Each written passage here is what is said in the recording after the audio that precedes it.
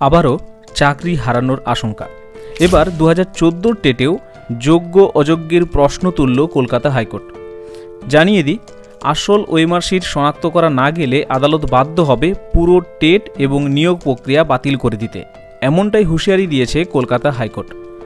বিস্তারিত খবরে জানিয়ে দিই, ওএমআর শিটের আসল তথ্য খুঁজে বের করতে না পারলে 2014 সালের টেট পুরো বাতিল করে দেবে আদালত, হুঁশিয়ারি দিয়েছেন বিচারপতি রাজাশেখর মান্থা।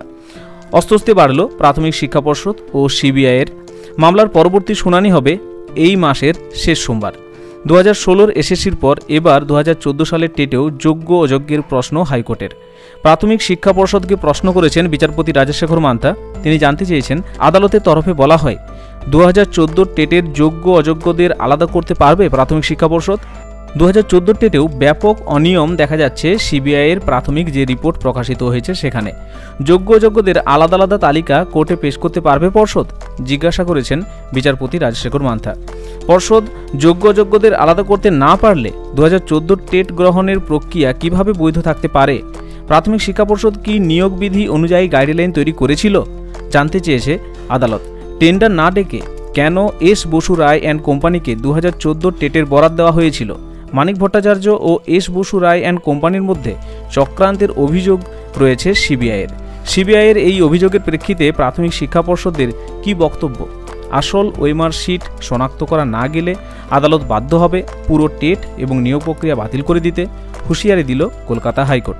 প্রাথমিকভাবে সিবিআইয়ের রিপোর্ট থেকে দেখা যাচ্ছে যে 2014 টেটেও ব্যাপক অনিয়ম হয়েছে। যেখানে পর্ষদ যোগ্য থেকে অযোগ্যদের আলাদা করতে পারছে না, সেখানেই 2014 টেটের গ্রহণের যে প্রক্রিয়া কিভাবে বৈধ থাকতে পারে প্রশ্ন করেছেন কলকাতা হাইকোর্টের বিচারপতি। এই মামলা শুনানিতে এর আগে কার্যত হুঁশিয়ারি দিয়ে বিচারপতি মান্থা বলেইছিলেন যে আসল ওএমআর শিট শনাক্ত করা না গেলে আদালত বাধ্য হবে পুরো টেট এবং নিয়োগ প্রক্রিয়া বাতিল করে দিতে। বাতিল হয়ে যাবে 59,500 জনের চাকরি। সেক্ষেত্রে শুধু ওএমআর কারচুপি নয়, তালিকাতে বিস্তর গরমিলের কথাও বলা হয়েছিল। প্রার্থীদের বোকা বানাতে ভুয়ো ওয়েবসাইট তৈরি করা হয়েছিল। ফের বড়সড় একটা অস্বস্তির মুখে পড়তে চলেছে প্রাথমিক শিক্ষা পর্ষদ। ওএমআর শিটের আসল ডেটা খুঁজে বার করতে হবে সিবিআইকে। ডিজিটাল ফুটপ্রিন্ট কোথায় রয়েছে তার হদিশ করুক কেন্দ্রীয় তদন্তকারী সংস্থা। আগামী মঙ্গলবারের মধ্যে তাদের অতিরিক্ত রিপোর্ট দিয়ে সংক্ষেপে স্পষ্ট করে জানাতে হবে নিয়োগে কিভাবে কোথায় দুর্নীতি হয়েছে। এই সংক্রান্ত যে খবর পাওয়া যাচ্ছে সেটি আমরা তুলে ধরলাম। তো এই ছিল একটি উল্লেখযোগ্য চাঞ্চল্যকর আবার একটি খবর। চাকরি হারানোর আশঙ্কা দেখা যাচ্ছে এবার 2014 সালের টেটেও। সেই সংক্রান্ত খবরটি আমরা পরিবেশন করলাম সকলের অবগতির জন্য। ভালো থাকো, পড়াশোনাতে থাকো। ধন্যবাদ।